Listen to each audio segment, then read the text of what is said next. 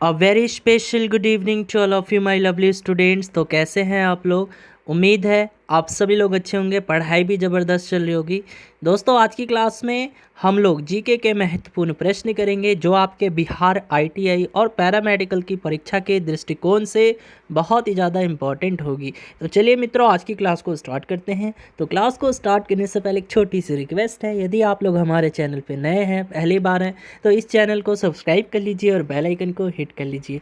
और दोस्तों, एक छोटी सी इन्फॉर्मेशन है, यदि आप बिहार पैरामेडिकल 2022 की तैयारी बिल्कुल प्रॉपर तरीके से करना चाहते हैं, बिल्कुल बेसिक से पढ़ना चाहते हैं, ऑल सब्जेक्ट पढ़ना चाहते हैं, हर एक वो टॉपिक पढ़ना चाहते हैं जो आपके एग्जाम पॉइंट ऑफ व्यू से इंपॉर्टेंट है, तो दोस्तों एक न्यू बैच आप लोगों के लिए स्टार्ट किया जा रहा है 28 मार्च से। जी हाँ दोस्तों, 28 मार्च से एक न्यू बैच स्टार्ट किया जा रहा है। इस बैच में बिल्कुल बेसिक से पढ़ाया जाएगा, तो बिल्कुल कॉन्सेप्ट वाइज पढ़ाया जाएगा। पहले थ्योरी होगा, बाद में वीवीआई क्वेश्चन होगा, उसके बाद प्रीवियस ईयर क्वेश्चंस करवाए जाएंगे। तो दोस्तों जल्दी से इस बैच को ज्वाइन कर लीजिए।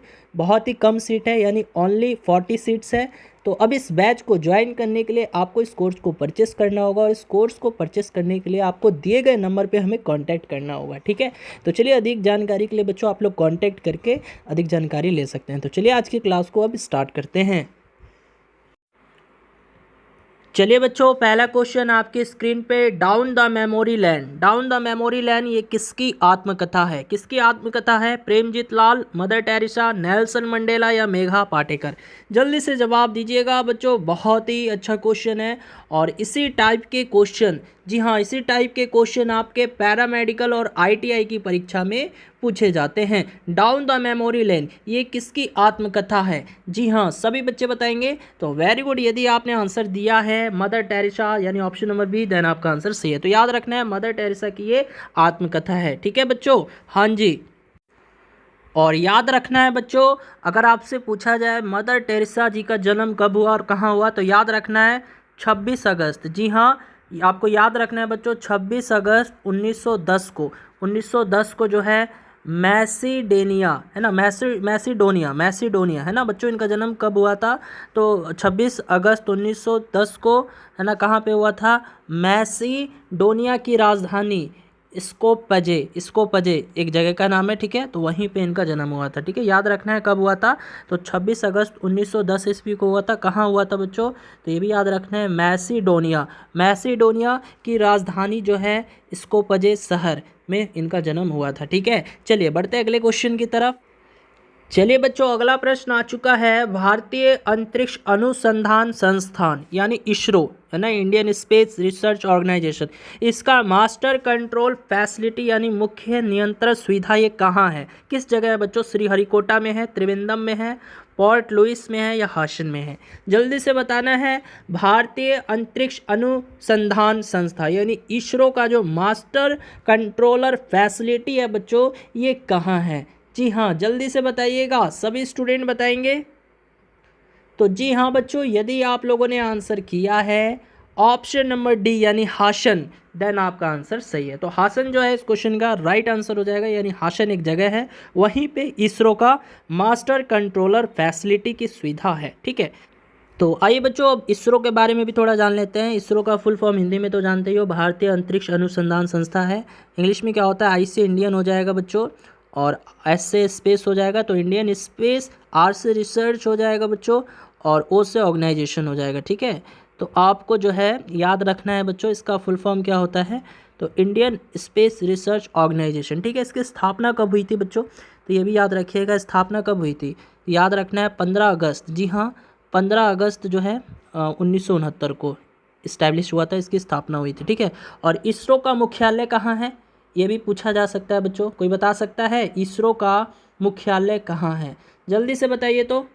जी हाँ, इसरो का मुख्यालय कहाँ है? बिल्कुल फास्ट बताना है।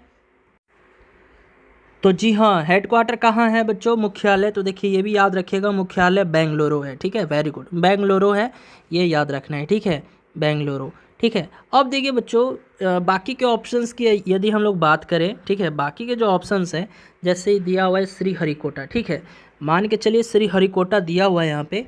तो बच्चों, अगर आप लोगों से एक क्वेश्चन पूछा जाए कि भाई बताइए, सतीश धवन अंतरिक्ष केंद्र ये कहाँ पर स्थित है? सतीश धवन अंतरिक्ष केंद्र। सतीश धवन पूछा जा सकता है, जैसे अगर अभी मैंने बताया था, पूछा गया कि भारतीय अंतरिक्ष अनुसंधान संस्था ये कहाँ पर है, तो आप लोग क्या जवाब दीजिएगा, बेंगलुरु में है, यानी इसका हेडक्वार्टर। ठीक है, तो ठीक उसी प्रकार अगर आपसे पूछा जाए सतीश धवन, है ना, सतीश धवन अंतरिक्ष अनुसंधान का हेडक्वार्टर कहाँ है, यानी ये कहाँ पर स्थित है, कोई बता सकता है कहाँ पर स्थित है बच्चों? तो ये हरिकोटा में, श्री हरिकोटा एक जगह है, वहीं पे स्थित है। ठीक इसी प्रकार अगर आपसे पूछे कि विक्रम साराभाई अंतरिक्ष केंद्र, जी हाँ बताइएगा, विक्रम साराभाई, अगर आपसे पूछे कि विक्रम साराभाई अंतरिक्ष केंद्र ये कहाँ स्थित है बताइए, तो ये त्रिवेंद्रम में स्थित है ना। विक्रम साराभाई अंतरिक्ष केंद्र ये कहाँ पर स्थित है, तो ये त्रिवेंद्रम में स्थित है। कहाँ है? त्रिवेंद्रम में स्थित है, याद रखिएगा। और बच्चों ये पोर्ट लुइस ये क्या है, पोर्ट लुइस क्या है यहाँ पे, तो ये मॉरिशस की राजधानी है। ठीक है, अगर आपसे पूछे कि मॉरिशस की राजधानी कहाँ है, तो बच्चों आपको याद रखना है पोर्ट लुइस है। ठीक है, चलिए बहुत अच्छी बात है, बढ़ते हैं अगले क्वेश्चन की तरफ, है ना, बढ़ जाते हैं हम लोग अगले क्वेश्चन की तरफ। तो चलिए क्वेश्चन नंबर 3 आपकी स्क्रीन पे। तो अगला प्रश्न आ चुका है, टी शब्द किस खेल से संबंधित है। बच्चों एक शब्द है टी, तो ये किस खेल से संबंधित है, गोल्फ से, पोलो से, बेसबॉल से या बॉक्सिंग से, जल्दी से बताइएगा। सभी स्टूडेंट बताएंगे जी, हाँ जी सभी स्टूडेंट इस प्यारे से क्वेश्चन का आंसर करेंगे, टी शब्द किस खेल से संबंधित है। तो जी हाँ, यदि आप लोगों ने जवाब दिया है यहाँ पे ऑप्शन नंबर क्या हो जाएगा, ऑप्शन नंबर ए यानी गोल्फ, देन आपका आंसर सही है।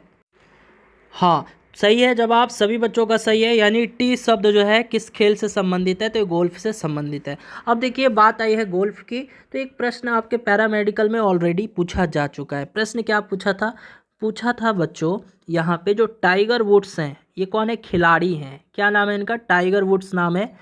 तो पूछा था कि टाइगर वुड्स का संबंध किस खेल से रहा, टाइगर वुड्स का संबंध किस खेल से रहा। बच्चों पैरामेडिकल और आईटीआई में पूछा जा चुका है, टाइगर वुड्स का संबंध जो है किस खेल से था बच्चों।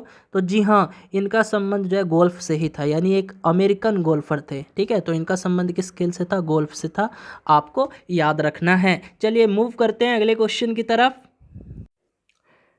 चलिए बच्चों अगला प्रश्न आ चुका है, विश्व स्वास्थ्य दिवस यानी वर्ल्ड हेल्थ डे ये कब मनाया जाता है, जल्दी से बताइएगा। विश्व स्वास्थ्य दिवस जो है कब सेलिब्रेट किया जाता है, 10 अक्टूबर या 15 जनवरी या 7 अप्रैल या 30 नवंबर, जल्दी से बताइएगा। वर्ल्ड हेल्थ डे ये कब सेलिब्रेट किया जाता है प्यारे बच्चों, जल्दी से बताना है सभी को। जी हाँ, विश्व स्वास्थ्य दिवस कब मनाया जाता है, तो जी हाँ यदि आप लोगों ने आंसर दिया है ऑप्शन नंबर सी यानी 7 अप्रैल, देन आपका आंसर सही है। तो 7 अप्रैल को जो है विश्व स्वास्थ्य दिवस के रूप में मनाते हैं हम लोग। चलिए बढ़ते हैं अगले क्वेश्चन की तरफ। चलिए बच्चों अगला प्रश्न आ चुका है आपकी स्क्रीन पे, ब्लू हाउस किस देश के राष्ट्रपति का निवास है, दक्षिण कोरिया, श्रीलंका, फिलीपींस, पाकिस्तान, जल्दी से बताइएगा बच्चों। ब्लू हाउस, जी हाँ ब्लू हाउस जो है ये किस देश के राष्ट्रपति का निवास है यानी स्थान है, तो जी हाँ यदि आप लोग जवाब दे रहे हैं ऑप्शन नंबर ए यानी दक्षिण कोरिया, देन आपका आंसर सही है ना बच्चों।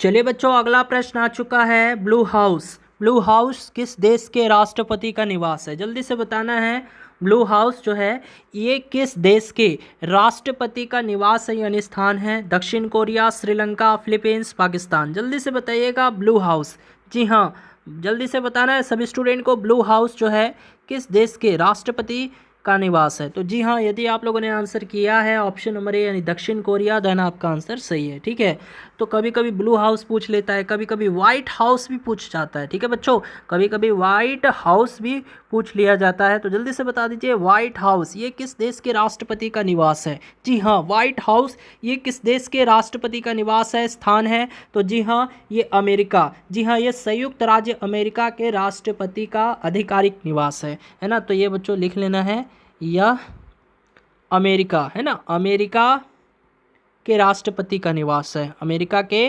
राष्ट्रपति का निवास है। ठीक है बच्चों, चलिए बहुत अच्छी बात है, बढ़ते हैं अगले क्वेश्चन की तरफ। चलिए बच्चों अगला प्रश्न आ चुका है, प्रथम वित्त आयोग का गठन कब किया गया था। बच्चों पहला जो वित्त आयोग था है ना, तो उसका गठन कब किया गया था? 1950 ईस्वी को, 1951 ईस्वी को, 1952 ईस्वी को, 1953 ईस्वी को? जल्दी से बताना है, बेहद सिंपल क्वेश्चन है और ऐसे ही क्वेश्चन हमेशा पूछे जाते हैं। जी हाँ, बिल्कुल फास्ट सभी बच्चे बताएंगे, सभी बच्चे बताएंगे प्रथम वित्त आयोग का गठन कब किया गया था।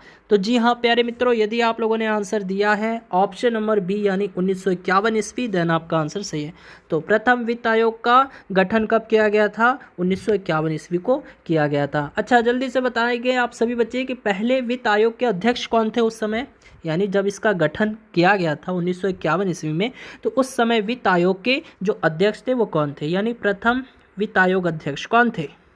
प्रथम वित्त आयोग अध्यक्ष कौन थे? जल्दी से बताइएगा, सभी बच्चे बताएंगे प्रथम वित्त आयोग अध्यक्ष कौन थे? हाँ जी, यानी देखिए फर्स्ट फाइनेंस कमीशन, सॉरी यहाँ पे वित्त का इंग्लिश क्या होता है? फाइनेंस। क्या होता है? फाइनेंस। तो फर्स्ट फाइनेंस कमीशन, जल्दी से बताइए, फर्स्ट फाइनेंस कमीशन के चेयरमैन कौन थे? तो ये थे बच्चों, कौन थे? याद रखना है, केसी नियोगी। कौन थे? केसी नियोगी जी थे, याद रखिएगा, केसी नियोगी जी। ओके बच्चों, चलिए बढ़ते हैं अगले क्वेश्चन की तरफ। अब देखिए बच्चों, कभी कभी जैसे वित्त आयोग के बारे में भी पूछा था, ठीक है, कभी कभी योजना आयोग के बारे में पूछ लेता है, नीति आयोग के बारे में भी पूछ लेता है। तो आइए इस सब के बारे में भी जान लेते हैं, ठीक है। तो सबसे पहले जानते हैं योजना आयोग। तो बच्चों योजना आयोग की स्थापना कब हुई थी? आया हुआ क्वेश्चन है प्यारे बच्चों, मैं इसी तरह नहीं बता रहा हूँ। आप लोग प्रीवियस ईयर का पेपर देखेंगे ना, तो उसमें आपको योजना आयोग, वित्त आयोग, ऐसे कई सारे प्रश्न मिल जाएंगे, ठीक है।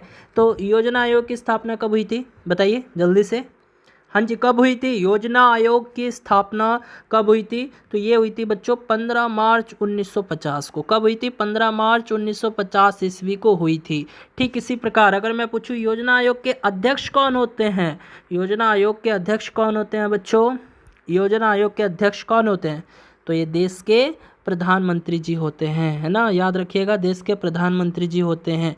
ठीक इसी प्रकार देखिए कुछ दिनों के बाद हुआ क्या कि योजना आयोग का नाम हटा दिया गया, यानी इसको ख़त्म कर दिया गया और एक नया नाम दे दिया गया, नीति आयोग। तो कभी कभी पूछ लेता है प्यारे बच्चों कि नीति आयोग की स्थापना कब हुई? जल्दी से बता दीजिए, नीति आयोग की स्थापना कब हुई थी? जल्दी से बताना है। तो जी हाँ, कब हुई थी? तो ये भी याद रखना है, 1 जनवरी 2015 को। यानी समझ सकते हो कि देखिए 1 जनवरी 2015 के पहले, यानी ये चीज़ जो है योजना आयोग था, तो योजना आयोग को हटाकर नीति आयोग कर दिया गया और इसकी स्थापना कब हुई थी? तो 1 जनवरी 2015 को। यानी 1 जनवरी 2015 से पहले नीति आयोग को योजना आयोग के नाम से जानते थे, ठीक है, लेकिन बाद में योजना आयोग का नाम हटा दिया गया, इसी को नीति आयोग कर दिया गया, ठीक है। तो नीति आयोग के भी अध्यक्ष कौन होंगे बच्चों? अगर मैं आपसे पूछूं नीति आयोग के अध्यक्ष कौन होंगे? नीति आयोग के अध्यक्ष कौन होंगे? तो देश के प्रधानमंत्री ही होंगे, ठीक है ना बच्चों, देश के प्राइम मिनिस्टर यानी प्रधानमंत्री, ठीक है। चलिए बहुत अच्छी बात है, काफ़ी बच्चे जानते हैं, है ना। चलिए बढ़ते हैं अगले क्वेश्चन की तरफ। चलिए बच्चों, अगला प्रश्न आ चुका है, माउंट पोपा ये किस प्रकार के पर्वत का उदाहरण है? जल्दी से बताना है, माउंट पोपा। जी हाँ, माउंट पोपा ये किस प्रकार के पर्वत का उदाहरण है? मोड़दार पर्वत या ब्लॉक पर्वत या फिर गुंबदाकार पर्वत या ज्वालामुखी पर्वत? जल्दी से जवाब दीजिएगा, माउंट पोपा ये किस प्रकार के एक पर्वत का उदाहरण है? तो जी हाँ बच्चों, यदि आप लोगों ने आंसर दिया है ऑप्शन नंबर डी यानी ज्वालामुखी पर्वत, देन आपका आंसर सही है। तो याद रखना है, माउंट पोपा ये जो है ये किस प्रकार के पर्वत का उदाहरण है? तो ये मृत ज्वालामुखी पर्वत का उदाहरण है। ये जो है ना माउंट पोपा, यह एक मृत ज्वालामुखी पर्वत है जो कि कहाँ स्थित है? ये बच्चों म्यांमार में स्थित है, म्यांमार, ठीक है। तो एक प्रश्न ये भी बन जाता है बच्चों, क्या कि पोप ज्वालामुखी कहाँ स्थित है? अगर आपसे पूछे कि पोप ज्वालामुखी ये कहाँ पे है ना प्यारे बच्चों, अगर आपसे पूछे पोप ज्वालामुखी कहाँ है तो याद रखिएगा म्यांमार में स्थित है। कहाँ है? म्यांमार में स्थित है। और म्यांमार जो कि एक देश है, और इस देश का प्राचीन नाम क्या था ये आ रखा है, बिहार पैरामेडिकल 2021 की परीक्षा में पूछा गया था कि म्यांमार जो कि एक देश है और इस देश का प्राचीन नाम है ना, म्यांमार देश का प्राचीन नाम क्या था? क्या था बच्चों? हाँ, तो क्या था इसका प्राचीन नाम? तो जी हाँ, बर्मा। तो म्यांमार जो कि एक देश है उस देश का प्राचीन नाम क्या था? वर्मा था, याद रखिएगा, ठीक है। ऐसे प्रश्न बन जाते हैं। चलिए बढ़ते हैं अगले क्वेश्चन की तरफ। चलिए बच्चों, अगला प्रश्न आ चुका है। रेगुर मिट्टी, रेगुर मिट्टी का रंग कैसा होता है? बच्चों, रेगुर की मिट्टी ये कपास की खेती के लिए बहुत ही ज़्यादा यूज में लाई जाती है ना। रेगुर मिट्टी जो है ये कपास की खेती है ना बच्चों, किसकी खेती? कपास की खेती के लिए ये बहुत ही उपयुक्त मिट्टी मानी जाती है। तो आपको बताना है इस रेगुर मिट्टी का रंग कैसा होता है, काला, लाल, पीला, धूसर। जल्दी से बताइएगा बच्चों, सभी बच्चे बताएंगे। जी हाँ, सभी बच्चे बताएंगे इस प्यारे से क्वेश्चन का आंसर। तो जी हाँ, यदि आप लोगों ने आंसर दिया है ऑप्शन नंबर ए यानी काला, देन आपका आंसर सही है। तो याद रखना बच्चों कि रेगुर मिट्टी को हम लोग काली मिट्टी के नाम से भी जानते हैं। ठीक है, इसको काली मिट्टी के नाम से भी जानते हैं और ये भारत की स्थानीय मिट्टी में से सबसे अलग काले प्रकार की दिखाई देती है। ठीक है, और इसमें बच्चों नाइट्रोजन, पोटास की कमी होती है। लेकिन यह जो मिट्टी है ना, इसकी जो है ये मिट्टी यानी इसको काली मिट्टी भी कहते हैं और ये जो है कपास की खेती के लिए बहुत ही ज़्यादा उपयोग में लाई जाती है। ठीक है, तो आपको इतना याद रखना है। चलिए बढ़ते हैं अगले क्वेश्चन की तरफ। चलिए बच्चों, अगला प्रश्न आ चुका है। आधुनिक मानव का पूर्वज कौन था? आधुनिक मानव थे, उनका पूर्वज कौन था? नियांडरथैल, होमोसैपियंस, असम मानव या कंपोट मानव? जल्दी से बताना है, बेहद इंपॉर्टेंट प्रश्न है, बहुत ही इजी प्रश्न है। आधुनिक मानव का पूर्वज कौन था? जल्दी से, बिल्कुल फास्ट बताना है। सभी बच्चे बताएंगे आधुनिक मानव का पूर्वज कौन था। तो जी हाँ, यदि आप लोगों ने आंसर दिया है होमोसैपियंस यानी ऑप्शन नंबर बी, देन आपका आंसर सही है। तो आधुनिक मानव का पूर्वज कौन था? ये था बच्चों होमोसैपियंस। जी हाँ, ऑप्शन नंबर बी जो है राइट आंसर हो जाएगा आपके इस क्वेश्चन का। ठीक है, अब देखिए बच्चों, अगर मैं आपसे पूछूँ, जैसे मानव की बात आई है, ठीक है, तो एक प्रश्न ये हो जाता है कि बच्चों मानव ने सबसे पहले किस धातु का प्रयोग किया था? क्या आप लोग बता सकते हो? मानव यानी मनुष्य है ना, तो जल्दी से बताइएगा। मनुष्य ने, जी हाँ, मनुष्य ने सबसे पहले जो है बच्चों किस धातु का प्रयोग किया था? किस धातु का प्रयोग किया था? मनुष्य ने सबसे पहले किस धातु का प्रयोग किया था? जल्दी से बताना है। जी हाँ, मनुष्य ने सबसे पहले किस धातु का प्रयोग किया था? तो जी हाँ, किस धातु का प्रयोग हुआ था मनुष्य के द्वारा? तांबे का। वेरी गुड, तांबा। ठीक है, और एक प्रश्न ये भी पूछ लेता है बच्चों कि किस धातु से मनुष्य अपरिचित थे, यानी उस धातु के बारे में उनको ज्ञान नहीं था। यानी हम मनुष्य किस धातु से अपरिचित थे, यानी अनफैमिलियर थे, हमको उस धातु के बारे में नहीं पता था। बता सकते हैं आप लोग? बताइए तो जल्दी से, बिल्कुल फास्ट। तो जल्दी से बताइए। देखिए, कभी कभी तो ऐसे भी पूछ लेगा, हड़प्पा वासी है ना, हड़प्पा वासी किस धातु से अपरिचित थे, या फिर मानव किस धातु से अपरिचित था। चलिए मैं इसको अच्छे से लिख देता हूँ, बताइएगा। हड़प्पा वासी ही लिखिए। ठीक है, तो हड़प्पा वासी जो है ये किस धातु से अपरिचित थे, यानी उस धातु के बारे में उनको नॉलेज था ही नहीं, अपरिचित थे। जल्दी से बताइएगा, हड़प्पावासी किस धातु से अपरिचित थे? तो जी हाँ, यदि आपने आंसर दिया है लोहा, आयरन, देन आपका आंसर सही है। ठीक है बच्चों, लोहा जो है इस क्वेश्चन का सही जवाब हो जाएगा। चलिए बढ़ते हैं अगले क्वेश्चन की तरफ। चलिए बच्चों, अगला प्रश्न आ चुका है। संविधान में भारत को किस प्रकार का राज्य कहा गया है? बच्चों, भारत के संविधान में भारत को किस प्रकार का राज्य कहा गया है? यानी इसको राज्यों का संघ कहा गया है, परिसंघ कहा गया है, अर्ध संघीय राज्य कहा गया है, इनमें कोई नहीं। जल्दी जवाब दीजिएगा। जी हाँ बच्चों, बिल्कुल फास्ट आंसर देना है। सभी बच्चे आंसर करेंगे इस प्यारे से क्वेश्चन का। तो जी हाँ, यदि आप लोगों ने आंसर दिया है ऑप्शन नंबर ए यानी राज्यों का संघ, देन आपका आंसर सही है। तो आपको याद रखना है, भारतीय संविधान के अनुच्छेद 1 के अंतर्गत ये कहा गया है, भारत अर्थात इंडिया ये राज्यों का संघ है। जी हाँ, अनुच्छेद 1 के अंतर्गत ऐसा कह दिया गया है कि भाई भारत जो है ये राज्यों का संघ है। अब देखिए, संविधान से रिलेटेड भी कई सारे क्वेश्चन बन जाते हैं। जैसे एक प्रश्न ये पूछा था कि भारत का संविधान कब अंगीकृत किया गया? क्या आप लोग बता सकते हो प्यारे बच्चों? भारत का संविधान है ना, भारत का संविधान जो है ये कब अंगीकृत किया गया? कब अंगीकृत किया गया? जल्दी से बताइएगा, है ना। भारत का संविधान जो है कब अंगीकृत किया गया, यानी कब अपनाया गया? बताइए, कब अंगीकृत किया गया? तो याद रखना है, ये किया गया था बच्चों 26 नवंबर 1949 को। ठीक है, लेकिन भारतीय संविधान लागू कब हुआ? अगर प्रश्न ये बोल दे कि भारतीय संविधान लागू कब हुआ, तब क्या आंसर कीजिएगा। तो भारतीय संविधान लागू कब हुआ था, तो ये लागू हुआ था 26 जनवरी 1950 को। ठीक है, तो दोनों क्वेश्चन थोड़ा सा डिफरेंट है, अच्छे से जो है इसको देख लेना है, रट लेना है। ठीक है, यानी देखिए संविधान में भारत को किस प्रकार का राज्य कहा गया है, इसको भारत को राज्यों का संघ कहा गया है, और संविधान से रिलेटेड ये दोनों क्वेश्चन जो है अवश्य पूछ लिए जाते हैं। ठीक है, तो चलिए बच्चों, आज की इस क्लास में इतना ही। यदि क्लास अच्छी लगी हो तो अपना फीडबैक अवश्य दीजिएगा। मिलते हैं अगली क्लास में नई जोश नई उम्मीद के साथ। तब तक के लिए bye bye, tata, good night, take care.